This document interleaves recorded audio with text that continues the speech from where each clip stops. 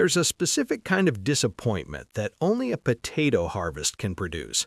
Not failure, there are potatoes, just not many, and most of them are small. You planted on time, you watered throughout the season, you waited, and now you're standing over the bed doing the math on whether all of that was worth the garden space.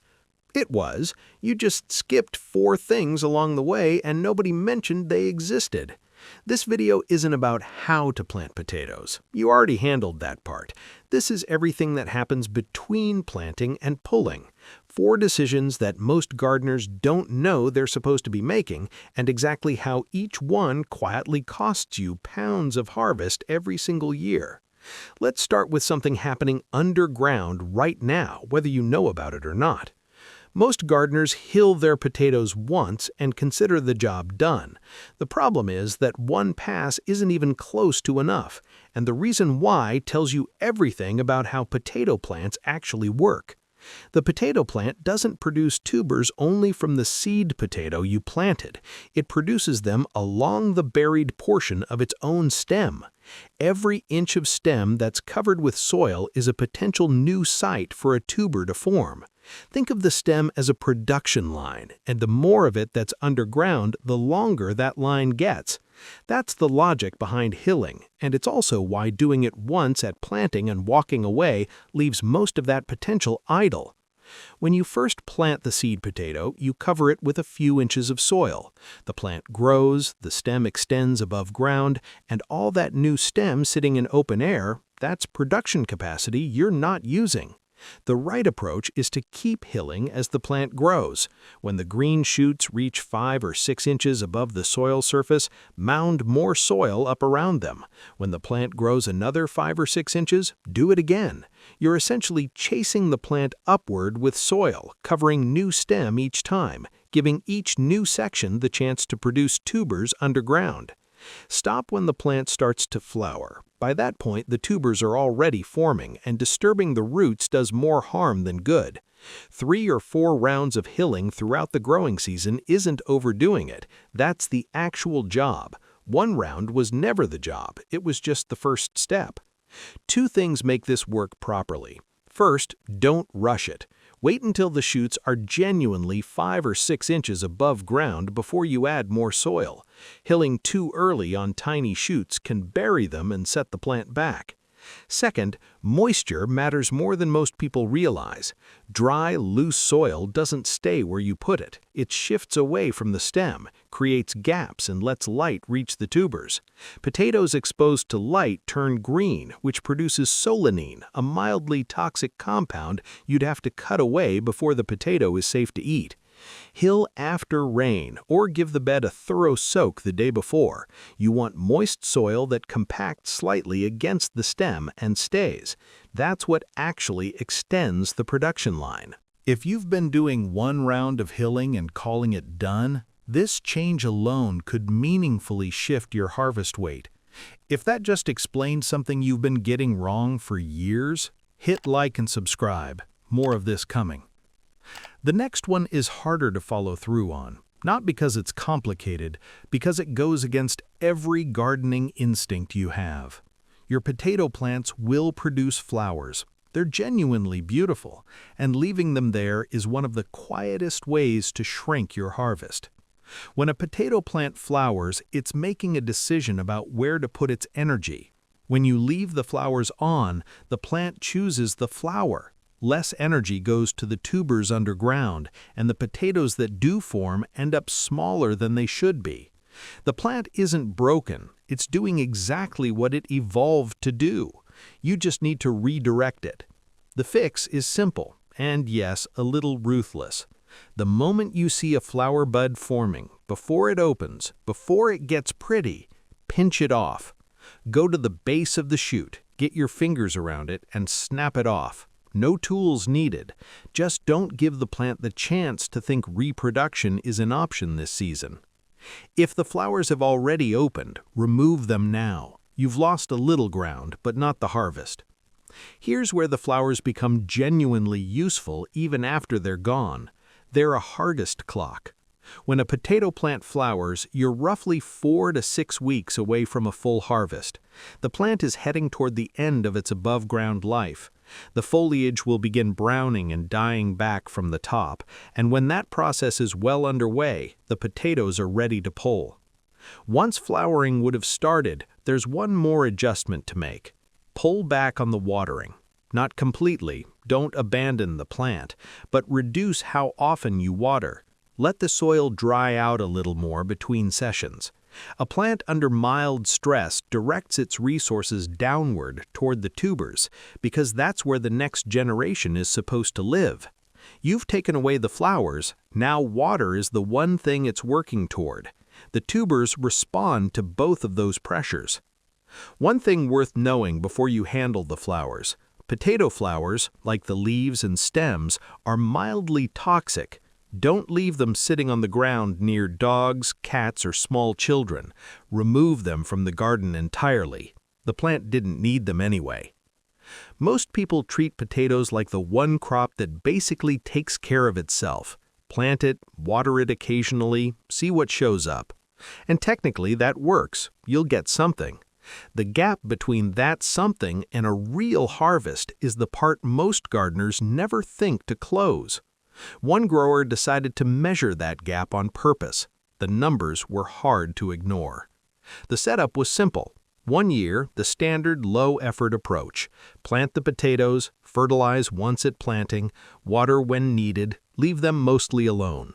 The next year, treat them the same way you'd treat a tomato plant. Consistent feeding, regular schedule, actual attention throughout the season. The result was 1.5 pounds of seed potatoes turning into 28 pounds at harvest. Not from better seeds, not from a bigger bed, from fertilizing on a schedule. The routine that produced it wasn't complicated. A water-soluble fertilizer blended with an organic all-purpose, applied every 10 to 14 days throughout the growing season. Bone meal added to support root development. Compost worked in at each round of hilling, so every time the plant got new buried stem to work with, it also got a fresh boost of organic matter right at the root zone. The consistency matters as much as the products. Potato tubers are forming and expanding underground for weeks, and if the plant runs low on nutrients mid-season, it stops putting energy into new tubers and starts protecting the ones it's already developing. You end up with a few potatoes at a decent size and a lot of very small ones. Not a soil problem, not a variety problem, a feeding problem. This is exactly why potatoes have a reputation as a low-maintenance crop. The plants look fine on the surface for most of the season. They don't drop leaves, they don't wilt dramatically, they don't give you visible signals that they need more. They just quietly underperform underground while everything above the soil looks healthy. You only find out at harvest when you weigh what you pulled. Starting with quality seed potatoes helps too. Organic potatoes from a grocery store with strong sprouts will work. Let them develop eyes on your counter for a few weeks before planting. The stronger the starting material, the more tubers the plant can develop. Feed that plant consistently through the season, and the number at the end looks completely different from what most gardeners are used to seeing. One thing people get wrong on the fertilizer side: potatoes in their early weeks want more nitrogen to build strong foliage and root structure. As they move toward the middle of the season and tubers start forming, they need more phosphorus and potassium to actually bulk up those tubers. A balanced all-purpose fertilizer covers both reasonably well, but if you want to dial it in, shift the emphasis as the season progresses. The bone meal helps on the phosphorus side throughout.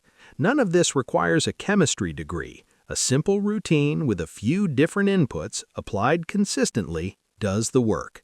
Potatoes will grow on neglect. The question is just how many you want. The last one happens on harvest day, which most gardeners assume they've got figured out. Pull the plants, dig through the bed, collect what's there. It sounds complete. It isn't. Most gardeners walk away leaving behind a meaningful number of potatoes every season because the method they're using doesn't reach all of them. The right method depends on how you're growing. In containers and raised beds, start with pulling. When the foliage has yellowed and browned and died back, that's your signal the potatoes are ready. Grab the stem at the base and pull the whole plant out of the soil. The tubers attached to the roots come with it. Work through the bed plant by plant. In a larger bed or an in-ground row garden, a digging fork covers more ground faster. But here's where most people accidentally damage their harvest without realizing it. They dig straight down, directly above the plant. Potato tubers spread out wider than you'd expect from the stem above. Come in from the side, a foot or so away from the stem, and angle in underneath the root zone. You'll break through far fewer potatoes. Any you do accidentally pierce can't be stored. They'll spoil quickly, so set them aside and cook those first. After pulling and digging, do one more pass with your hands. Run your fingers through the soil and feel around. What you're looking for are the small potatoes that fell off the roots during the pulling stage and the ones that slipped through the tines of the fork during digging. These tend to be the youngest, most tender potatoes in the bed, and they're worth the extra 5 minutes it takes to find them. In a large raised bed, 5 minutes, that's it. On timing, don't wait for the foliage to fully disappear before you harvest. Once the top growth is completely gone, any tubers near the soil surface are exposed to light. Potatoes that get light turn green. Green skin means solanine, the same mildly toxic compound found in potato leaves and flowers, and you'd have to remove all of it before those potatoes are safe to eat.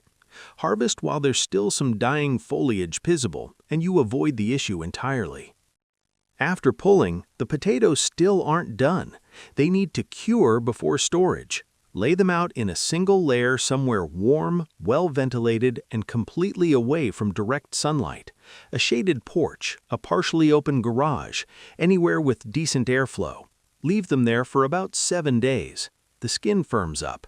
Small cuts and scrapes from the harvest seal over. The potato becomes significantly more durable for long-term storage. After that, move them somewhere cool and dark. A basement, the back of a pantry, the shadiest corner of a garage, and they'll keep for months. One thing worth separating out before storage: any potato that got pierced during digging, any with visible green patches, and any that are cracked or showing rot. These don't belong in the same box as the keepers. The damaged ones get eaten first. The green ones get all the affected skin cut away generously, not just the surface, before eating. And anything that's already rotting gets out of there fast, because one soft potato in a storage box will take others with it. That's the full picture. Hill repeatedly as the plant grows. Remove the flowers before they open. Feed on a consistent schedule throughout the season. Harvest carefully and cure what you pull. 4 things most gardeners either skip entirely or half do, and every one of them shows up in the final weight of what you bring inside. Drop a comment below. Which of these 4 were you guilty of? And are you a little surprised it was actually making a difference? Hit like and subscribe. The algorithm's already lined up your next one. Based on what you just watched, it probably knows you better than you think.